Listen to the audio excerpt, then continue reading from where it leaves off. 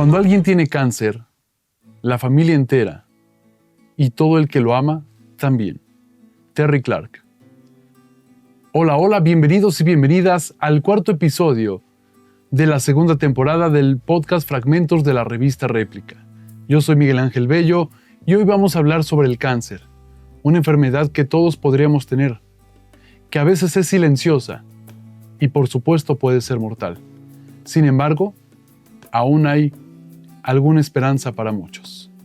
Contamos con la presencia para este episodio con Miguel Semanjarrés y Sebastián Chamorro. Miguel, ¿cómo estás? Muy bien, ¿y tú? Yo muy bien, acá contento de estar nuevamente. Muy bien, me da gusto. Y a ver, Sebastián, ¿qué tal? Bien. Aquí listo para entrarle un poco a las entrañas de emociones con este tema. Por supuesto. Y vamos a ver, el 12 de marzo de 2026, Miguel Semanjarrés publicó su nuevo libro Alien Malévolo, Manual de Convivencia con lo Inexplicable. Y quiero justamente empezar contigo, Miguel.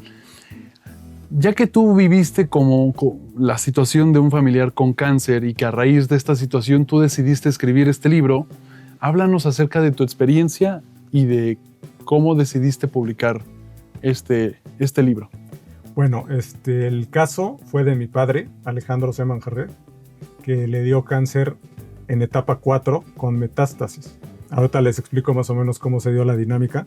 Y él empezó a escribir unos capítulos del libro y los dejó ahí escondidos. Ahí yo los dejé, los guardé una vez que falleció, los guardé en una carpeta de la carpeta y no me había atrevido a hacer este libro porque es muy difícil, ¿no? Porque revives todo lo que viviste. De hecho, lo hice a principios de año, me tardé como 2 meses, pero todo fue tan fresco como si hubiera sido ayer, ¿no? Es impresionante, o sea, como que lo guardé ahí con llave, con candados y todo, y ya lo empecé a hacer. Y es un libro para, digamos que, mostrar mi caso, pero es de un cáncer terminal etapa 4 con metástasis. Es para los familiares que están pasando por una enfermedad terminal. El libro se basa en hablar con el paciente, decirle la verdad o que él ¿cómo te diré? Para que no se oiga tan impositivo, así como que obligue, bueno, se oye impositivo, ¿no? Obligue a los doctores a decirle la verdad, porque muchos doctores en su empatía no dicen las cosas como son. Entonces este libro es para dar un manual de convivencia con lo inexplicable. Más adelante les platicaré qué fue lo inexplicable en mi caso. Se llama Alien Malévolo porque así le decía mi padre a su tumor. Él tenía un tumor en el pulmón, un tumor de 25 centímetros o algo así, okay. Y nunca se dio cuenta. Uh-huh. Cuando él empezó a sentirse mal, fue al hospital privado con una gastroenteróloga porque pensaba que tenía un mal estomacal. La gastroenteróloga lo mandó a hacerse una lamparoscopía para ver si tenía úlceras, y si tenía, entonces le mandó como 1 tonelada de medicamentos para curarlo. Y estuvo 2 semanas tomando los medicamentos y no se sentía mejor. Uh-huh. Entonces fue con otro gastroenterólogo. Es la importancia de una segunda opinión. Siempre hay que ir a 2 opiniones, no te quedes con una, ¿no? Entonces el doctor, al estilo antiguo, pues lo auscultó, le vio cómo respiraba, y le tomó la temperatura, todo lo que hace un doctor antiguito, un doctor de pueblo, haz de cuenta, sin máquinas sofisticadas ni nada. Entonces se dio cuenta que tenía un pulmón lleno de agua, o sea, tenía un derrame pleural. Uh-huh. Y entonces él, en su experiencia, dijo, a ver, es una persona de 76 años, o sea, ya tenía 76 años, tiene un derrame pleural, lo voy a llevar con un neumólogo. Entonces nos canalizó con un neumólogo y el neumólogo dijo, bueno, mira, hay una posibilidad, 2, 3, 4, 5, 6, 7, 8, 9, 10, ¿no? Nos vamos a ir por la posibilidad número 1, que es un hongo en el pulmón. Entonces empezaron a hacerle pruebas, pero se empezó a tardar. Y mi hermano, que tiene una amiga que su mamá es doctora de aquí de México, que estaban en Italia. Entonces, platicando, le dijo ella, ¿sabes qué? Tu papá tiene 76 años, tiene un derrame pleural, tiene estos síntomas, lo más seguro es que tenga cáncer de pulmón. Váyanle a hacer una biopsia inmediatamente y determinen si tiene o no. Y sí tuvo cáncer de pulmón. Entonces, si se hubiera quedado con ese neumólogo, hubiera estado peor la situación, ¿no? Ya una vez que fue al hospital, que salió que sí tenía cáncer de pulmón, lo operaron, le quitaron el tumor. Y el doctor, me acuerdo muy bien, ya que los doctores son muy directos, me dijo, ¿sabe qué? Su papá no tenía algo grave, tenía lo que le sigue de grave. Dijo, ¿no? Entonces me dijo que tenía 15 días, o sea, si se hubiera quedado sin tratamiento, en 15 días se hubiera partido de esta tierra. Y después de la operación, vivió 4 años. Ya tenía 15 días de vida, ya estaba en su etapa final y él no se había dado cuenta. Eso es lo que pasa mucho con muchos pacientes que no se dan cuenta que tienen una enfermedad muy grave porque no les duele, no tose, no les sale sangre al toser, etcétera, ¿no? O sea, él pensó que tenía un tema estomacal. Ya más adelante pues les daré más detalles, ¿no? Entonces por eso surge el libro.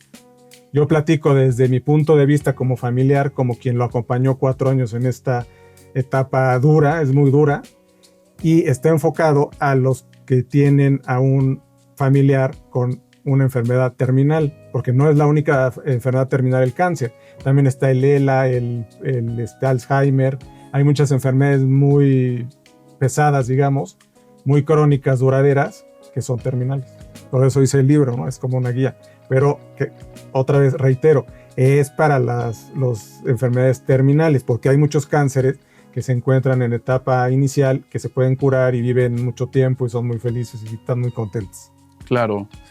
Y a ver, me voy del otro lado con Sebastián para preguntarte acerca de aquellos sobre todo que llegan a superar un cáncer terminal, ¿qué factores existen para que lo puedan superar?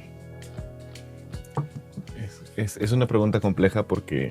Es que digamos que el cáncer terminal pues, no se puede superar, ¿no? Ajá, sí, no. Pasando a esta parte de que no... Pero es cáncer que en las primeras etapas, digamos. Sí, justo. Es que aunque lo veamos por etapas, o sea, aunque tengas una prevención y vayas y lo detectes en una etapa muy temprana, hay factores de riesgo que inciden en si la persona puede o no superarlo, aún con tratamiento, aún con acompañamiento. Digo, bendito Dios, diría mi abuela, yo tengo la historia justo del otro lado donde tengo una persona cercana, donde se previno, se vio en una etapa temprana y se sobrevivió a que eso no quita que hoy se sigan haciendo estudios, o sea, que es mi madre y ella ha contado su historia y tenemos varias cosas en audiovisuales donde ella cuenta cómo lo vive desde ella.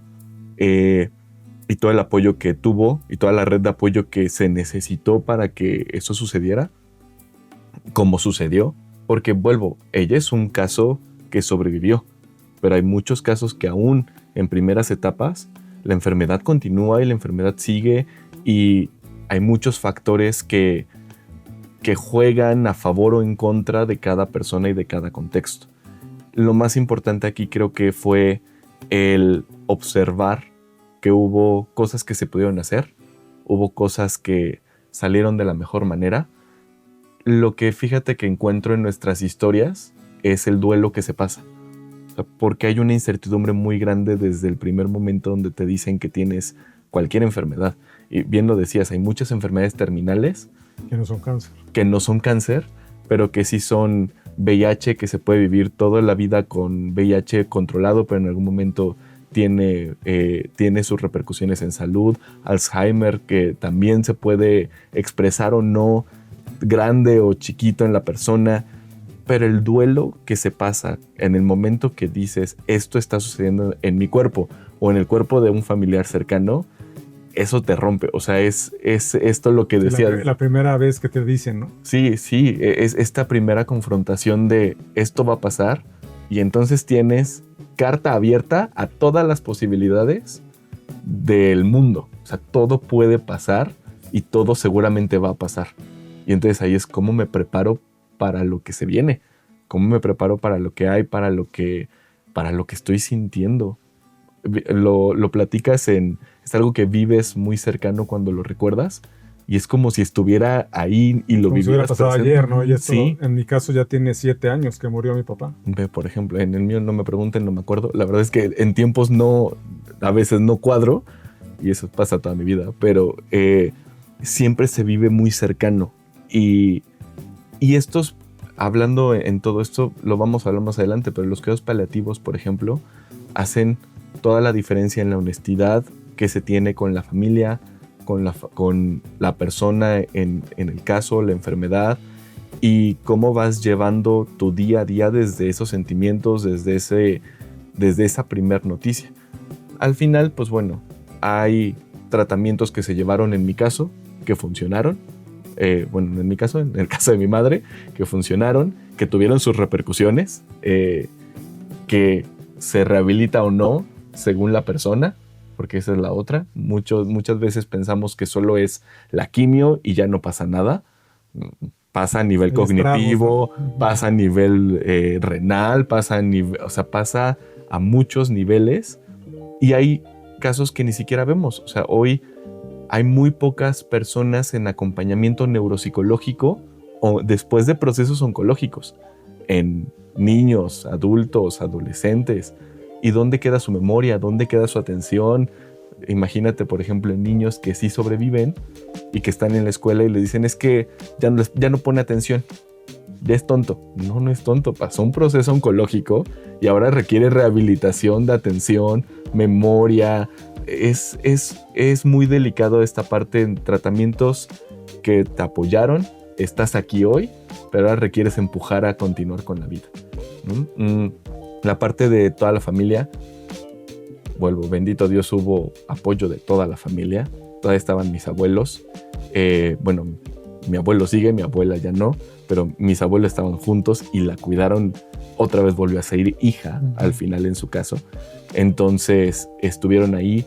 Mucha parte de la familia estuvo ahí haciendo roles. Igual y yo, en tu caso, no sé cómo pasó, pero esta dinámica familiar de quién está, quién cuida, quién hace, quién acompaña, se puede acompañar, no se puede acompañar. Y a mí me pasó muchas veces que no estaba y me sentía devastado por no estar. Y no porque no quisiera, sino porque mi dinámica de vida no me lo permitía en su momento. Entonces, son muchas de las cosas que pasan durante el proceso y después del proceso. Y aquí vuelvo contigo, Miguel. ¿Cómo lo vivió tu familia? Es decir, cuando lo detectan el cáncer, nos has dicho que tu papá logró vivir 4 años. ¿Cómo fue la cuestión familiar? ¿Tu familia cómo lo tomó? ¿Tú cómo lo tomaste? Pues mira, primero mi papá no sabía nada. Él pensó que, cuando nosotros ya sabíamos, él pensó que tenía un problema porque le quitaron el líquido pleural, o sea, del pulmón, y se lo poncharon. O sea, un pasante, el doctor le dijo a un pasante, a ver, quítaselo, y no sabía, entonces estaba experimentando y le ponchó el pulmón, digamos, entonces le empezó a salir sangre. Entonces él pensó que fue al hospital para que se lo arreglaran, pero no, fue para que le quitaran el tumor, ¿no? Entonces ya que llegó, lo operaron, etcétera, y en el cuarto llegó el doctor y le dijo, ya extirpamos el tumor, todo salió muy bien. Entonces mi papá se quedó, ¿cuál tumor, no? ¿De qué me están hablando? O sea, él no sabía nada. Nosotros ya sabíamos, somos 5 hermanos, entonces los 5 estábamos participando, ya sabes, abrimos el chat de los 5 hermanos donde ahí te comunicas las cosas que no pueden saber los demás. Mi mamá no sabía a ciencia cierta todo exactamente porque pues, era su compañera y estaba junto a él y tampoco la queríamos estresar tanto, ¿no? Entonces ya después que él supo, él lo tomó con mucho positivismo porque fue con una oncóloga y en su caso, digo que no todos, tuvo muchísima suerte, aunque fue un cáncer terminal que duró 4 años, tuvo mucha suerte porque tenía una mutación que se llama EGFR que le da a las personas que no fuman, algunas personas asiáticas. Entonces hay unas medicinas que sirven para esas personas que tienen esa mutación. Entonces, esa medicina lo que hace es que ataca a la célula, le quita como su alimento, ¿haz de cuenta? Entonces, hay 4 medicinas hasta ahorita. Una medicina le quita el alimento a la célula, entonces la célula ya no se alimenta y como que digamos que se queda, algunos dicen que se muere, ¿no? Pero se queda ahí como ya no crece. Nos explicaron ahí los doctores lo que es el cáncer, así muy sencillo, que es una célula, es como un robot que tiene una programación. Nace, trabaja y se muere. Entonces en el cáncer la célula nace, trabaja y no se muere, se vuelve loca y se reproduce y se reproduce y se reproduce. Y eso hace una masa. una masa que puede ser un tumor benigno o un tumor maligno. El tumor maligno sigue creciendo y se alimenta de glucosa, por ejemplo. Que, bueno, ya no nos pongamos científicos, pero mucha gente piensa que es el azúcar, ¿no? También las proteínas y las enzimas y todo se pueden convertir en glucosa, entonces se alimenta de ti. Yo ahí hago una reflexión en el libro de que es una enfermedad que te come, ¿no? O sea, te mata, es como un daño, porque se alimenta de ti, de lo que comes, de tus órganos, de todo. Entonces, bueno, tuvo esas medicinas. Aquí las traigo. Les traigo 3, mira, esta fue la primera, que se llama Tarceva. Bueno, los doctores le dicen Erlotinib, pero cuesta 41,000 pesos. Okay. La segunda medicina que tomó es esta, que se llama Giotrif, que también duró como 2 años, y es una medicina que cuesta 43,000 pesos también. Y la última, que es la de mayor, ¿cómo te diré? La de última generación, la más, la última que existe es esta, que se llama Tagrisso, ¿no? Pero esta cuesta la módica cantidad de 169,000 pesos. Y eso lo tienes que consumir al mes. Pero es para las personas que tienen esa mutación. Entonces él se tomaba una pastilla al día y vivía normal. Lo único que tenía es que no le podía dar el sol porque le salían como ronchas o es parte de la proteína de la piel. Entonces esa proteína de la piel que lo protege ya no la tenía, entonces se ponía rojo con el sol, etcétera, ¿no? Pero vivió 4 años tomando una pastilla. O sea, finalmente esas medicinas sí le ayudaron a vivir claro, estos y tenía 4 años. Cáncer terminal con metástasis. Le quitaron el tumor y estuvo 4 años con esa medicina. Cuando el diagnóstico eran 15 días. Cuando el diagnóstico ya estaba en las últimas, ¿no? Y trabajó, escribió, viajó. Pero aquí el tema del libro es que nunca se habló del final. Entonces nosotros, cuando llegó el final, que ahí más adelante les platico cómo fue, nunca supimos qué quería, qué pensaba, cómo quería pasar sus últimos días, si quería tratarse o no. Y eso es lo que merecen todos los enfermos de cáncer, ¿no? Decirles, oye, tú tienes una enfermedad que es terminal, que tienes un periodo de 1 año, 2 años, 6 meses, ¿cómo los quieres vivir? Y entonces tú ya decides, a ver, me voy a tomar una quimioterapia que me va a durar 1 año de vida, pero vomitando, bajando de peso, teniendo infecciones, porque les bajan las defensas, los leucocitos creo que son, ¿no? Les bajan y entonces les da un tema que tienen que ir al hospital de urgencias, ¿no? De emergencias. Entonces, hay muchas personas que deciden no tratarse y que hablan con la familia. Oye, ¿sabes qué? De vivir 1 año a vivir 6 meses, ya se puso medio complicado el tema. Sí, de vivir 1 año a vivir 6 meses, prefiero vivir 6 meses con cuidados paliativos y platicar con mi familia lo que tenga que platicar, arreglar lo que tenga que arreglar y convivir lo que tenga que convivir, ¿no? Y eso es lo que muchas familias no tuvieron. O sea, yo, por ejemplo, no lo tuve. Mi papá nunca habló del tema. Mi papá hacía como no se sentía mal tanto tiempo, como que no existía, ¿no? El tema, entonces nunca se hablaba, oye, tienes esto y ¿qué quieres? ¿Cómo quieres pasar tus últimos días? Nunca se habló. Entonces, cuando llegó el momento, pues ya no pudimos hablar y nos quedamos con ese gusanito, ¿no? Entonces, para eso es el libro, ¿hace cuánto? Por supuesto. Y justamente lo que menciona Miguel, quería preguntarte cómo estas personas que ya tienen cáncer terminal, cómo viven sus últimos días, sus últimos meses. ¿Cuál puede ser incluso la forma en la que los familiares lo pueden apoyar para que sus últimos días sean los mejores que tengan en su vida? Mire, partamos con que cada caso es único, cada persona es distinta. Hay 4 maneras en las que las personas pueden afrontar y vivir con esta noticia y este duelo. La primera es espíritu de lucha, que es lo que se ha estereotipado a luchar por la enfermedad y contra la enfermedad, y al final estas personas son las que perciben su enfermedad como una lucha. Voy a ocupar enfermedad terminal o enfermedad para no irnos solo en cáncer y ver que hay muchas enfermedades terminales y estos estereotipos y estas formas de vivir la enfermedad se ven en cada una de estas. Otra es aceptación estoica o fatalismo, que es cuando se deja a manos del destino. Entonces acepto lo que me está pasando, ya veré qué pasará, y de ahí la persona sigue con su vida. La otra es indefensión o desesperanza, que aparece cuando es esta idea de ya no puedo hacer nada, y como ya no puedo hacer nada, pues mejor me dejo morir y ya no hay nada más que hacer. Y la última es preocupación ansiosa, que es esta parte donde identifico todos los problemas y trato de accionar en todos y entonces me genero más ansiedad. Lo más importante de reconocer estas 4 es saber que si a la persona le está funcionando para tomar decisiones, déjenla ahí. O sea, si a la persona le está funcionando la preocupación ansiosa para tomar decisiones de su vida y por su propia vida, ahí está bien. Si a la persona esta desesperanza le está funcionando para tomar decisiones, déjenla ahí. Si a la persona esta lucha le está funcionando, ahí está bien. Y también lo podemos ver no solo en la familia. Digo, no solo en la persona, sino también en la familia.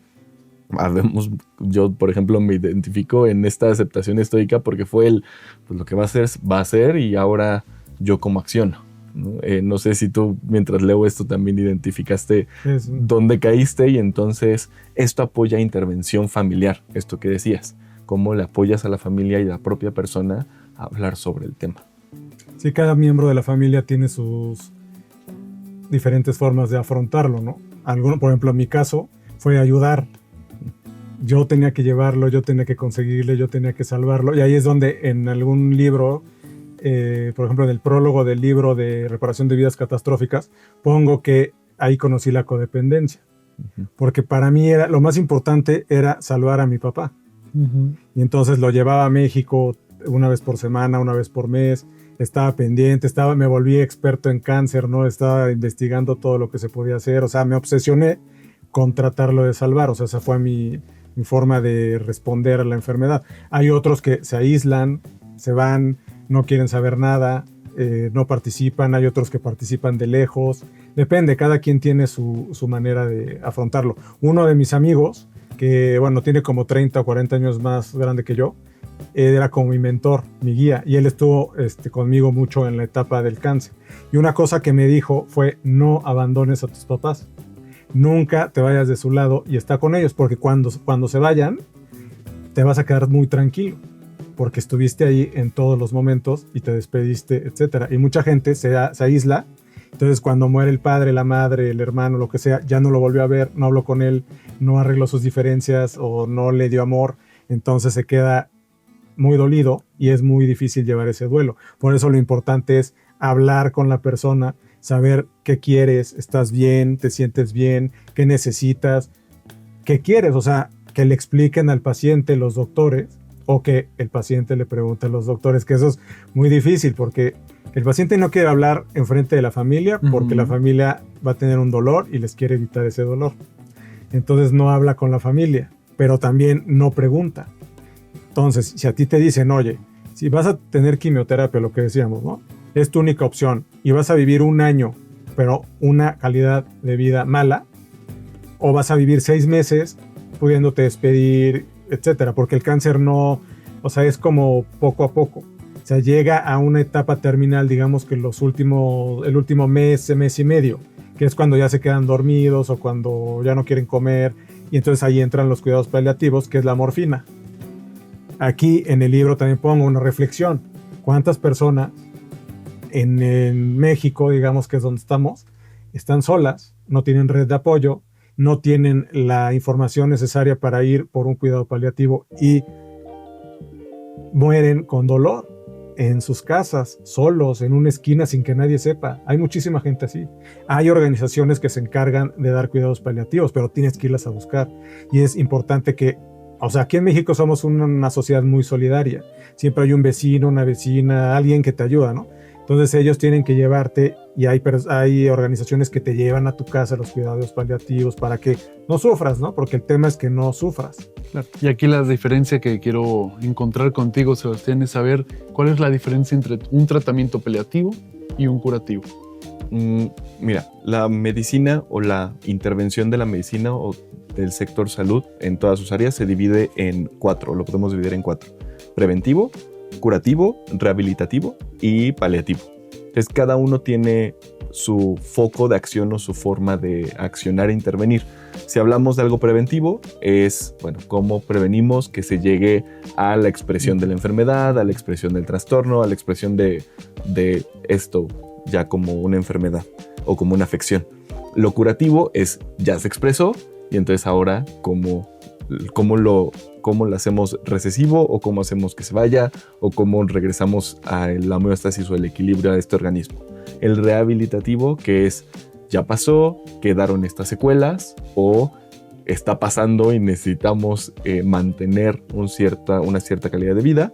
Y el paliativo es ahí está, no podemos hacer nada por este organismo tiene este tiempo de vida o este tiempo de estar en homeostasis, ¿cómo hacemos que tenga la mejor calidad de vida en este escenario?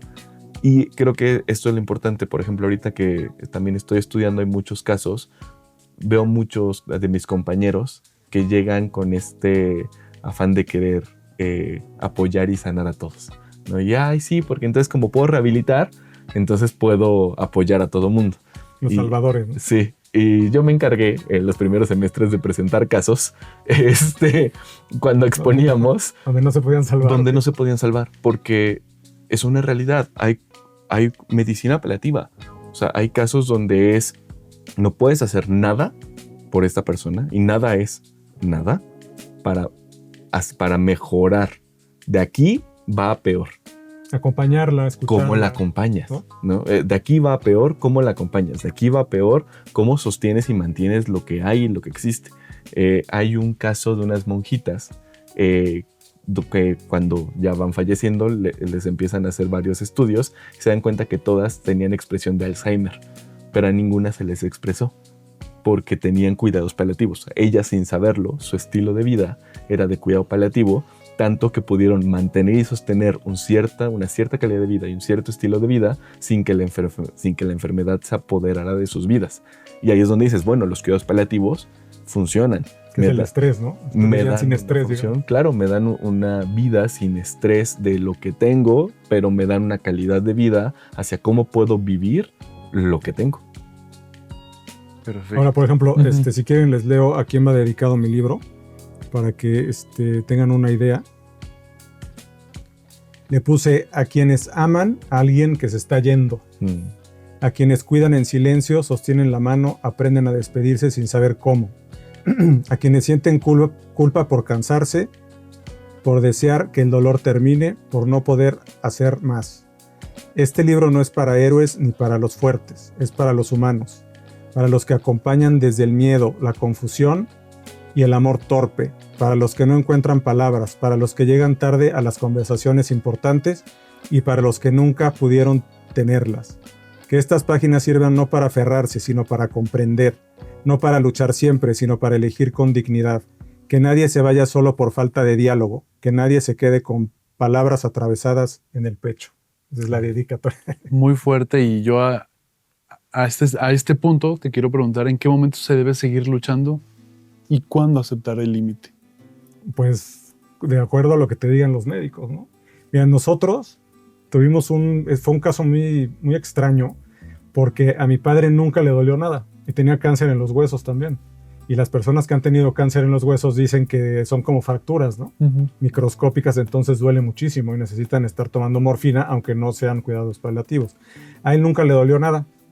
A los 76 años antes, nunca tuvo ninguna enfermedad, nunca tomó medicinas para nada.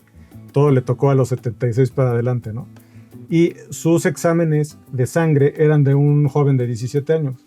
Siempre, ¿eh? La última semana la pasó en el hospital con cuidados paliativos y seguían los exámenes de sangre perfectos. O sea, glucosa, colesterol. No tenía dolores, no tenía ninguna falla renal, nada, estaba perfecto y no tenía ningún tumor. Entonces, nosotros creemos que fue a partir de la quimioterapia, que tenía 80 años cuando se la dieron y pues ya no aguantó. Imagínate una persona de 80 años teniendo quimioterapia, porque la quimioterapia no solamente ataca a las células malas, también ataca a las células buenas. Entonces es un cóctel químico, pues casi te mata, no te mata completo, pero te mata para matar al cáncer, ¿no? Entonces es muy complicado las quimioterapias. Y eso es lo que le tienen que decir. Uno de los oncólogos me dijo, hay quimioterapias que se ponen en menor dosis y que pueden llevar una mejor calidad de vida sabiendo que van a durar menos, pero ok, para que no crezca tan rápido y tú puedas tener 3 o 4 meses, de una mejor calidad de vida, te doy otras dosis de quimioterapia. Y a mi papá le daban quimioterapia conforme al libro, le dicen los doctores. Que, a ver, le das tal, y todo lo que había, todo lo que servía, todo lo más potente. De hecho, con la quimioterapia le daban otra medicina para aumentar y además le ponían una inyección para los huesos, ¿no? Entonces era químicos, medicinas, hasta que yo creo que su organismo a los 80 años dijo, no, pues ya, ahí nos vemos, ¿no?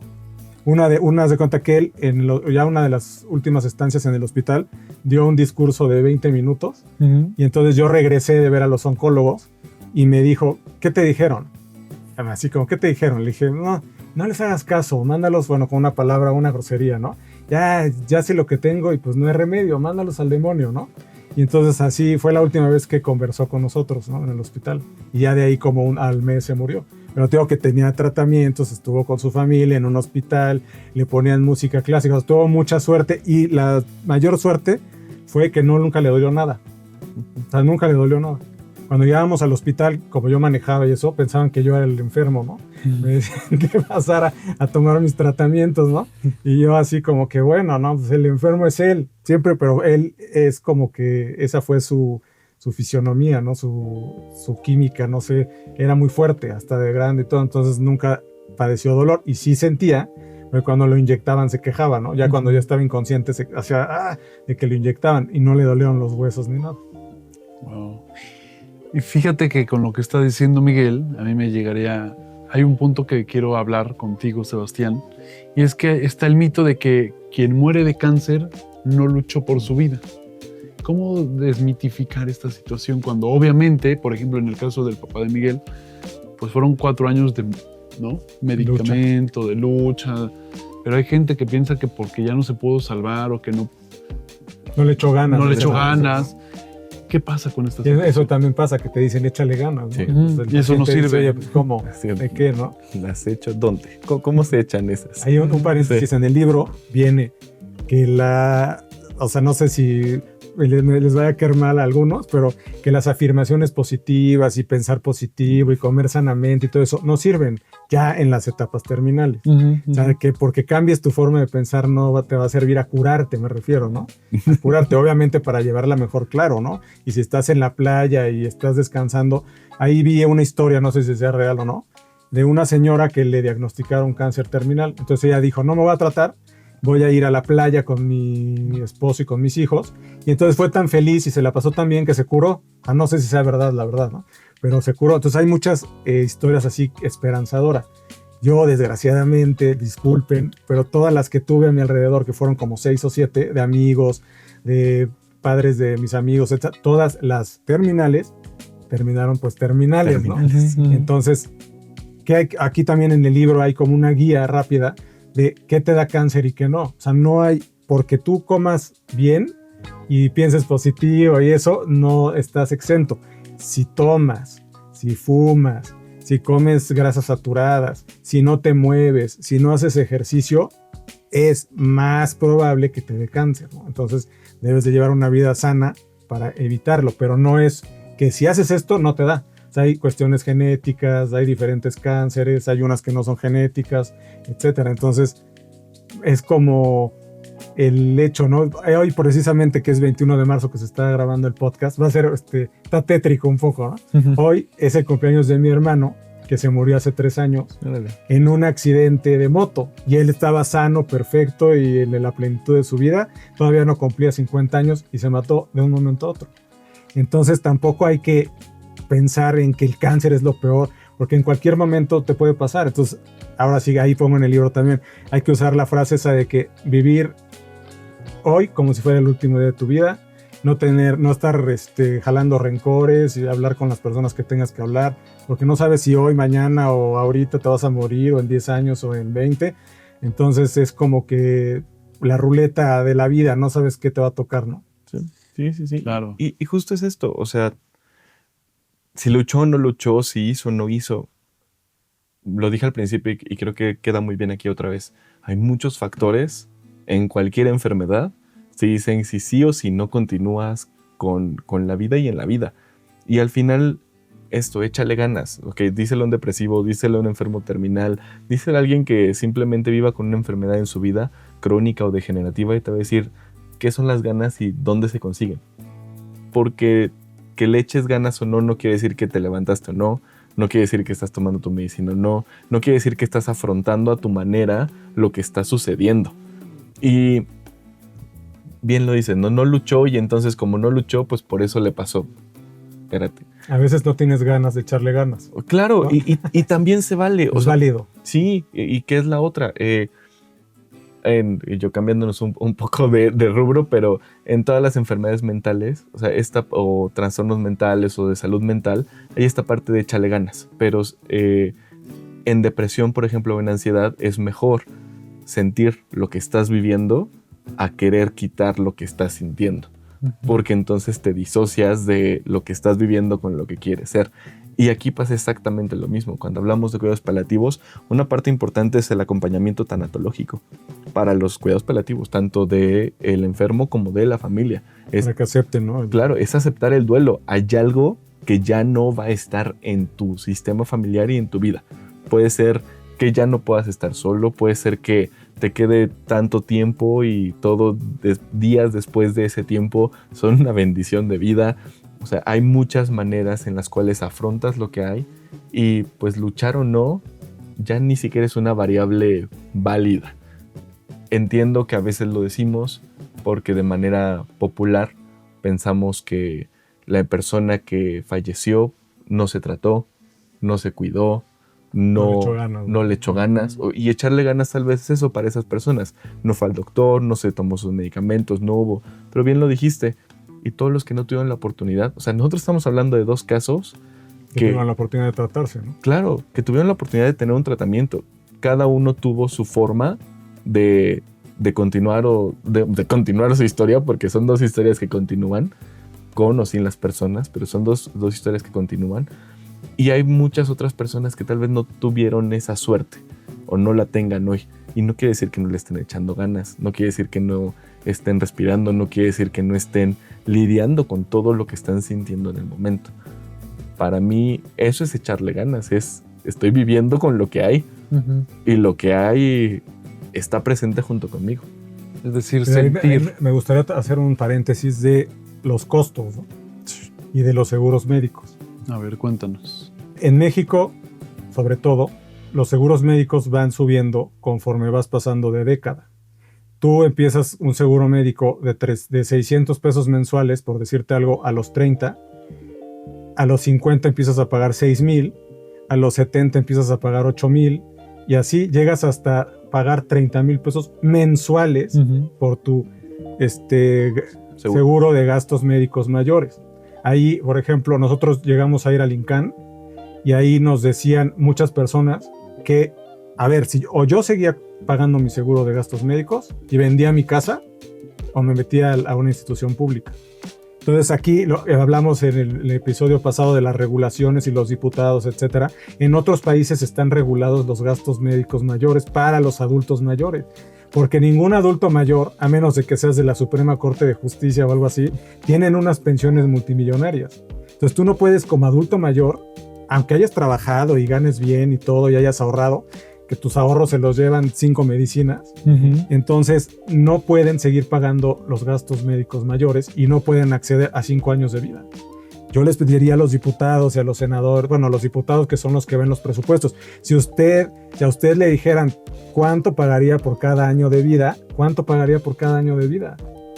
Entonces hay que incentivar a que haya mayores presupuestos para todas las personas que tienen la oportunidad de consumir medicinas para estar 5 o 6 años con una calidad de vida excepcional, porque ya no pueden acceder a los seguros. Y también hay que regular que las aseguradoras no sean tan aborazadas para que terminen cobrando miles de pesos al mes a los adultos mayores, que pues no te digo que yo creo que el 90% de los adultos mayores no tienen la capacidad económica para llevar 30,000 pesos mensuales de un seguro de gastos médicos, ¿no? No, y 90 ya es mucho.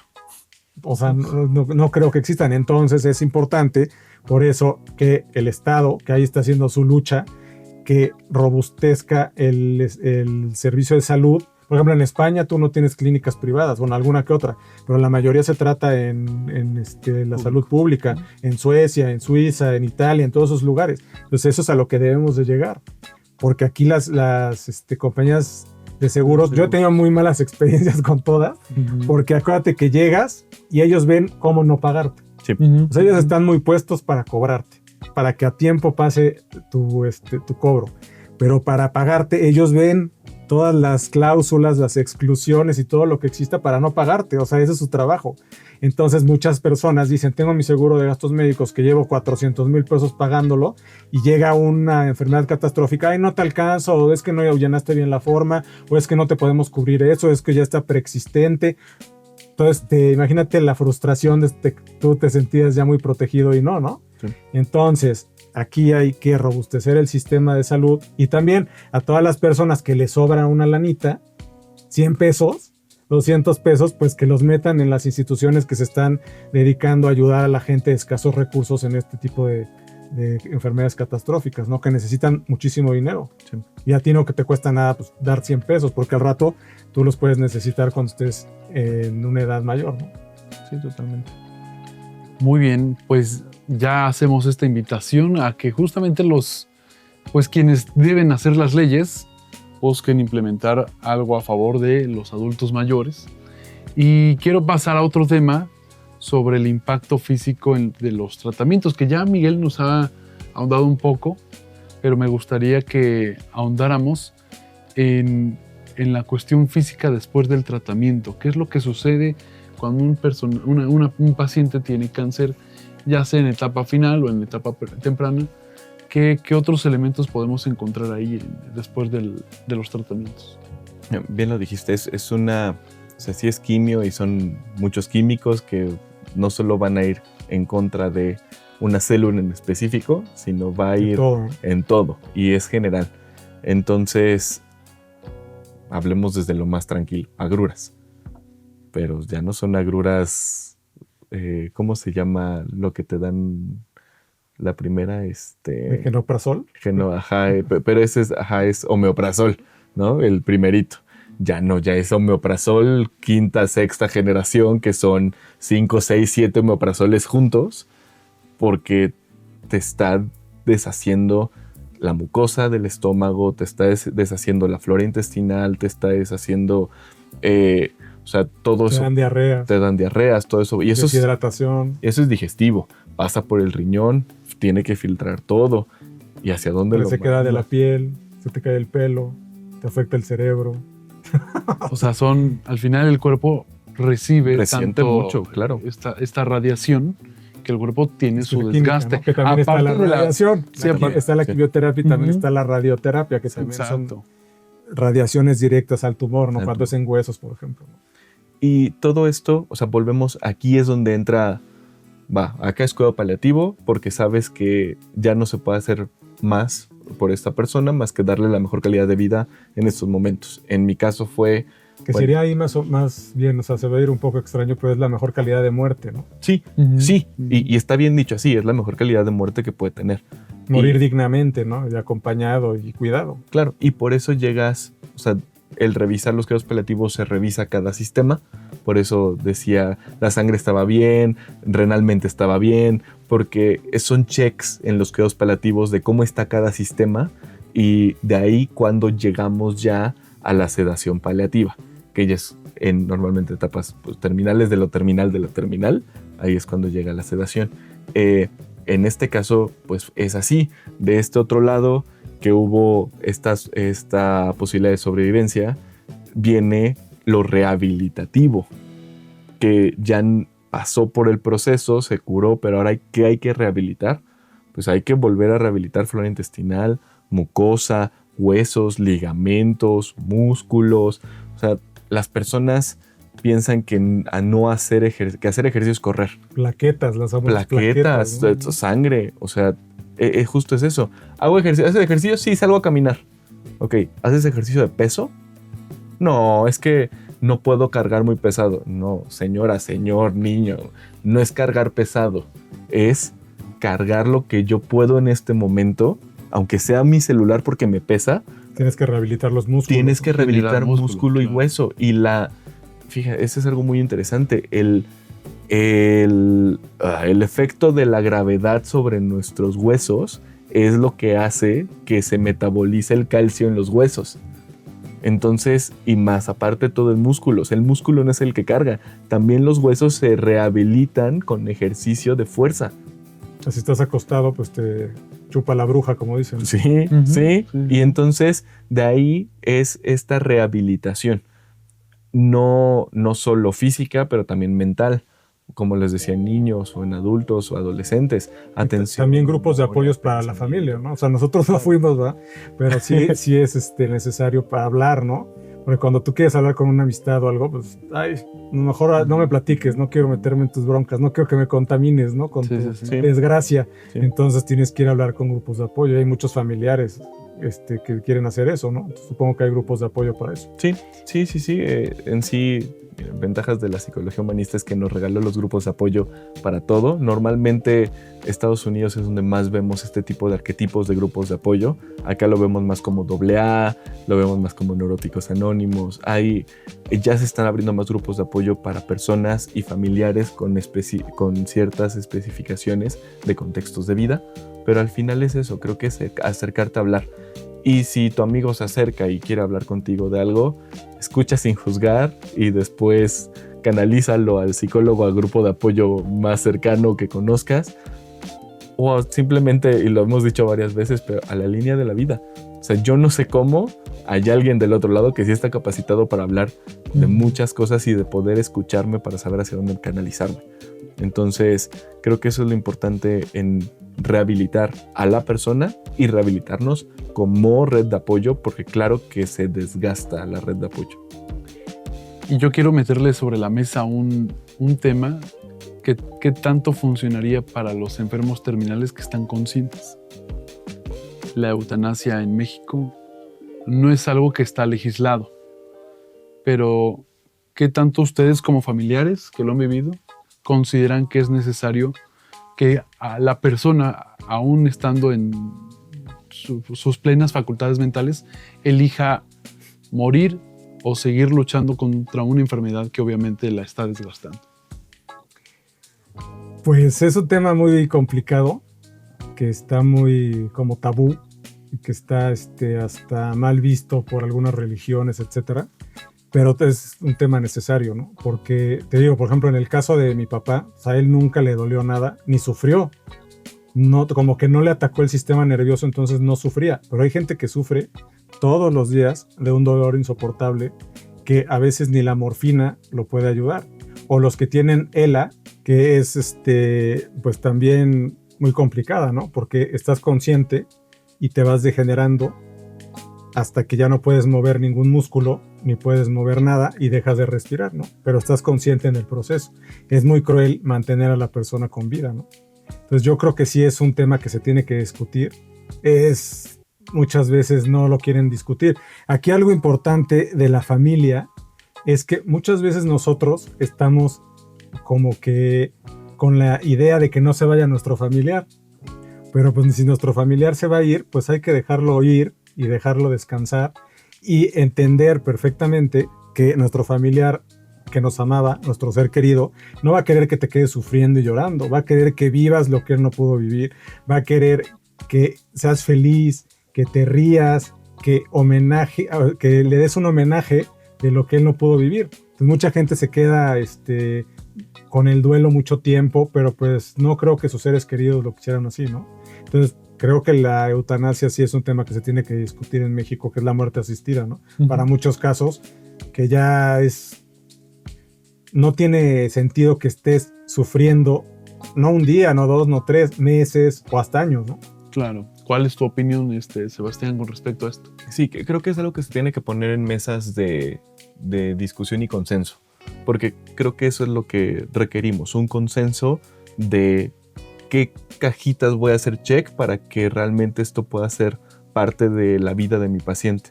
En los cuidados paliativos, regresando un poquito, hay valoraciones para saber en qué estado del cuidado paliativo requiere estar la persona. Y creo que eso nos apoyaría a hacer un consenso hacia la eutanasia, porque es valorar el estado funcional de la persona. O sea, funcional ya ni siquiera en un sistema económico, es funcional a su propia vida. Normalmente funcional lo vemos hacia puede producir o no puede producir, está bien o está mal. Aquí es puede estar con una calidad de vida o puede ir hacia una calidad de muerte, sí o no. Bueno, y eso con todas sus variables que requieren ser evaluadas. Y la otra es esto que comentabas de la familia. En la eutanasia creo que es importante, así como lo estamos viendo hoy me voy a ir 180 grados, pero en las personas transgénero no dejan que empieces a hacer tu transición sin ir a terapia, no solo tú, sino tu red de apoyo, si es que existe. Y en este caso con la eutanasia creo que podríamos manejar el mismo modelo, que es vayan a sus sesiones de tanatología, que sean evaluados por un experto tanatológico, tanto tú como persona en tu funcionalidad de vida como tu familia, y desde ahí se puede llegar a tomar una decisión un poco más informada, un poco más consciente y, a riesgo de encuadrarme mucho, un poco más cuantitativa, porque podemos hablar tal vez de la eutanasia hasta en depresión, pero ahí va a haber mucho pues ve y trátate. Tómate las pastillas. Tómate las pastillas, ve. O sea, aquí es más lo que estás sufriendo, ¿no? Sí, claro. O sea, si estás sufriendo demasiado, ese es el tema. O sea, de dolor, por ejemplo, claro, que no te lo quitan ni la morfina, que no te puedes mover, que ya tu funcionalidad y calidad de muerte ya no es calidad de vida, ya ni siquiera, justo es lo que dices, o sea, ya no te puedes mover, ya es dolor, o sea, mi calidad de muerte y mi calidad de vida ya no existen y no van a existir. Entonces prefiero en este momento firmar que estoy lúcido, que sé que ya pasé por un tratamiento, por un acompañamiento y sabemos los que estamos alrededor hacia qué nos estamos enfrentando. Y también la otra, que si no puedo yo tomar la decisión, ¿cómo sé que están tomando la mejor decisión por mí? Y ese es los famosos de Estados Unidos, eso que hemos visto que los desconectan, ¿no? Exacto. Que alguien necesita tener la autorización para determinar si se desconecta o no al paciente cuando está en coma mucho tiempo. Pero también hay ese es otro tema, sí, claro, que se recuperan. Despiertan después de 10 20 años y cosas así, ¿no? Entonces ahí es, yo me iría más al sufrimiento de las enfermedades terminales. A ese análisis, a ese debate que se tiene que hacer. Y entonces, para ir finalizando este podcast, me gustaría que Miguel nos leyera la conclusión de su último libro. Ok, está cortita, no se preocupe, no se asuste. Ok. Aprender a quedarse y aprender a soltar se llama. Al final, ningún libro sobre la enfermedad trata realmente sobre la enfermedad. Trata sobre el tiempo, sobre cómo lo usamos cuando creemos que nos sobra y cómo lo miramos cuando descubrimos que no. El cáncer, como otras enfermedades catastróficas, no llega solo al cuerpo, llega a la familia, a los silencios, a los miedos no dichos, a las conversaciones postergadas. Llega a romper la ilusión más persistente de todas, que siempre habrá un después para decir lo importante. Durante años creemos que amar es retener, luchar, insistir, no soltar nunca. Pero hay un momento difícil, incómodo, profundamente humano, en el que amar se transforma en otra cosa. En saber quedarse sin invadir y en saber despedirse sin huir. Aceptar no es rendirse, aceptar es dejar de pelear contra lo inevitable para cuidar lo que todavía es posible. Es arrancarnos el egoísmo que se disfraza de esperanza cuando solo queremos que el otro se quede para no sentir nuestro propio dolor. Es reconocer que no toda lucha es obligatoria, que no toda prolongación es vida, que no toda intervención es amor. Acompañar a alguien que se acerca al final no exige discursos heroicos ni optimismo forzado. Exige presencia, escucha, permiso. Exige la valentía de preguntar, ¿qué quieres? ¿Cómo te sientes? ¿De qué tienes miedo? ¿Con quién quieres estar? ¿Dónde quieres estar? Y, sobre todo, exige algo que casi nadie nos enseña. Callar cuando el otro ya no necesita palabras y hablar cuando todavía hay tiempo. Las despedidas conscientes no son un fracaso, son un acto de amor adulto. Permiten agradecer, perdonar, ordenar, cerrar círculos, reír incluso. Permiten que quien se va no cargue con pendientes emocionales y quien se queda no cargue con culpas innecesarias. No siempre habrá respuestas, no siempre habrá certezas. Pero sí puede haber un ambiente de amor, de dignidad, de comunicación real.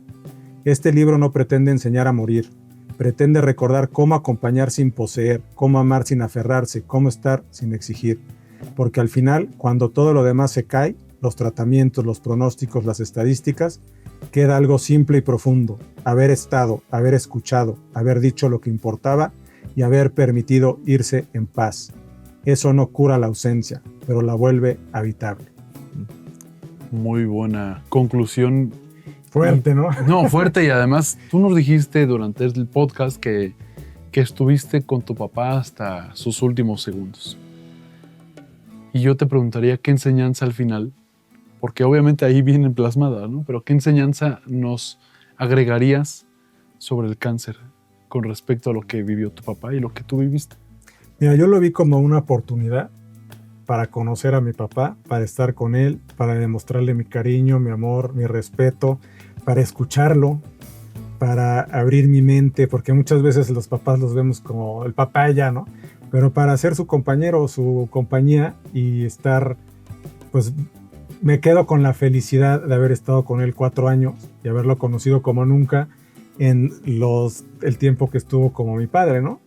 Entonces eso es lo que me queda. Y te digo, mi hermano murió intempestivamente de un momento a otro. Y pues, si tuvieras una, ¿cómo se llama? Esfera de futuro y te dijeran, oye, te vas a morir tal día, pues entonces aprovecharías el tiempo para estar con tu ser querido, ¿no? Entonces hay que aprovechar el tiempo todos los días con todos nuestros seres queridos, porque no sabes si se va a morir hoy, mañana, pasado, en 10 años y cómo, ¿no? Muy bien.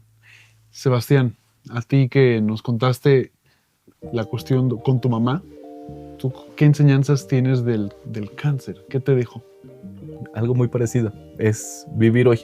O sea, hoy estás, al rato no sabes. Y hoy estás con las personas. A veces digo esta frase conmigo y cuando estoy en cursos o cuando estoy en pláticas, que es: hoy viví lo mejor que pude con las personas con las que estuve. Le dije lo que tenía que decir a las personas con las que estaba. Disfruté como pude disfrutar en ese momento con las personas en las que estaba. Y haciendo una reflexión durante todo el capítulo, creo que empezó ahí. O sea, creo que empezó en una primer noche después de la noticia, donde yo me regresé a 4 horas de distancia, porque no podía estar con ella a 4 horas de distancia, y decir: ¿y ahora qué? ¿Ahora qué hago? ¿Ahora cómo voy? ¿Ahora cómo estoy? ¿Ahora cómo soy como hijo en esta relación? ¿No? Y hubo esa pregunta de: ¿y si mañana no está? Entonces, ¿qué va a pasar?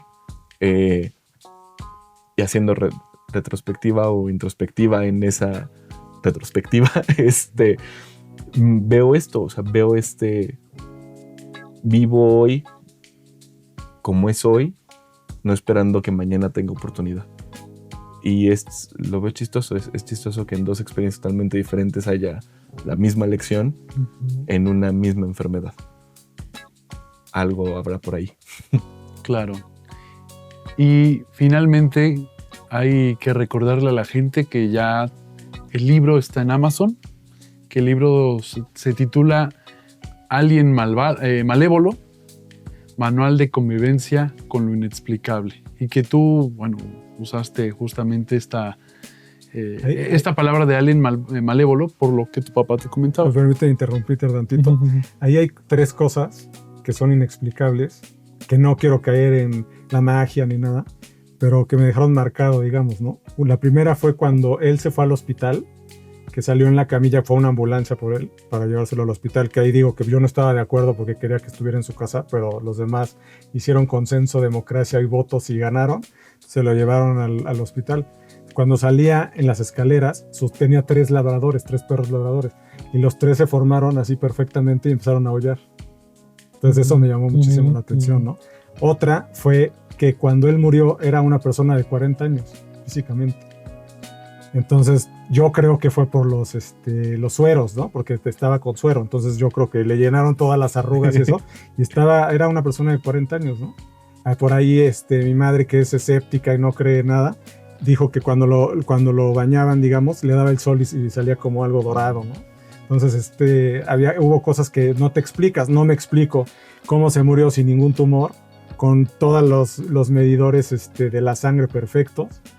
y pues ya no quiso, ¿no? Seguir luchando ni nada. Algunos doctores, ya ves cómo son, decían, pues ¿para qué le hacemos algo si ya no quiere, ¿no? O ¿por qué le vamos a hacer, pues, para qué lo despertamos si no quiere, si no le vamos a hacer nada, ¿no? No vamos a cobrar más. Entonces, pues esa es la dura realidad de nuestro sistema médico, que muchas veces son negocios y medicinas y todo muy caro, ¿no? Y justo como lo acabas de platicar, hace unos días conocí una médica cubana que me explicaba que en México, cuando ella llegó, pues se dio cuenta que la medicina es un negocio. Ajá, los medicamentos son un negocio. Que ella en Cuba en realidad buscan otro tipo de tratamientos. Como por ejemplo, no sé, me habló de hipertensión, ¿no? A ver, si la persona tiene hipertensión, en México pues ya le recetaron 1, 2, 3 medicamentos, ¿no? Pero que en Cuba le dicen, a ver, usted deje de comer esto, haga más esto, haga aquello. Entonces buscan otro tipo de alternativas más allá de un medicamento. Y creo que finalmente, si ustedes están de acuerdo y si no me van a corregir, ante una enfermedad tan peligrosa, tan silenciosa a veces y complicada, vale mucho la pena la vida, el tiempo y la familia. Ustedes ya escucharon la anécdota tanto de Miguel como de Sebastián. Y para cerrar, ¿cuál sería la invitación que ustedes le hacen a nuestros oyentes, a la gente que nos está observando, cuando tienen ya un enfermo, tanto en etapa inicial como en terminal? Yo una cosa que le diría a toda la gente que nos escucha es que se traten, digamos, se hagan exámenes y estudios, porque muchas veces nos sentimos muy bien y no sabemos qué tenemos allá adentro. Hay una cosa que se llama antígeno carcinoembrionario, que es como el medidor tumoral. Entonces, si tú te lo haces y está arriba de 0, pues es que tienes alguna cosa rara. No quiere decir que si sale que está alto tengas cáncer, puede ser otra cosa, pero es muy probable que tengas algo que tiene que revisar un especialista. Hacerte estudios cada año, por lo menos, ¿no? Sobre todo después de los 40, hacerte estudios cada año. Hay lugares muy baratos como el CIMI con laboratorios. Salud Digna. Salud Digna o Exacto. el Ángeles, depende tu presupuesto, pero hacerte cada año estudios. Entonces ahí, si sale algo muy al principio, es mucho más fácil, aunque tienes que pasar por una quimioterapia, etcétera, es mucho más fácil que sobrevivas y que estés bien a que si lo dejas todo, ¿no? Hasta el final, porque ya cuando te detectan un cáncer terminal con metástasis, pues ya no hay nada que hacer. O sea, habrá este tipo de medicamentos que es para un grupo pequeño de la población que tiene una mutación. Si tú no tienes esa mutación, no te sirven de nada los medicamentos. Hay inmunoterapia también, pero la inmunoterapia te puede matar. Tu propio sistema inmune se activa tanto que te puede matar. Entonces, hay cosas muy buenas, pero que tienen sus repercusiones, ¿no? Entonces, ahora sí que ahí sí lo podremos dejar todo a la suerte de tus condiciones, a la suerte de que te des cuenta a tiempo. Sebastián, ¿qué les comentas a las personas? Yo les diría que no tengas miedo en ver por tu propia salud, porque es tu vida, es tu salud. Entiendo que hacerme estudios y saber que puedo tener algo mal o ir a que me chequen a ver si sí o si no puede causar mucho estrés y más por él y luego qué voy a hacer, pero es tu cuerpo, es donde habitas, donde vives, es con lo que trabajas, es con lo que piensas y es afrontar este miedo y este duelo de qué pasaría si es un ejercicio de vida. Hoy estás, mañana no, hoy amaneció, mañana no va a ser el mismo amanecer. Eso es un duelo, solo que no lo vemos tan cerca como cuando es un familiar o es tu propia persona. Es checar salud desde el principio, prevenir. La prevenir es súper importante. Pues las 3 grandes: aliméntate lo más orgánico y lo mejor que puedas, haz ejercicio, lo que puedas y lo que te guste, y trata de dormir bien. Con eso. Perfecto.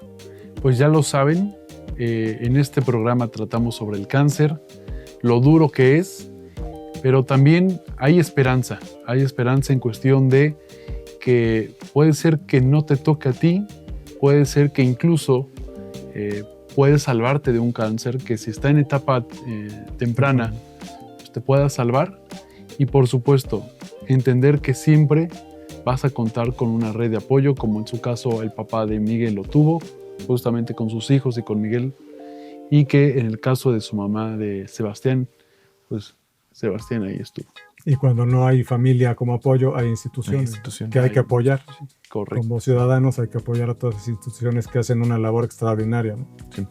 Así es. Pues ya saben, recordamos que el libro se llama Alien Malévolo, Manual de Convivencia con lo Inexplicable. Está en Amazon. El autor es Miguel C. Manjarres. Este fue el 4º capítulo de la 2ª temporada del podcast Fragmentos de la revista Réplica. Nos estamos viendo en la siguiente temporada. Gracias. Hasta luego. Hasta luego.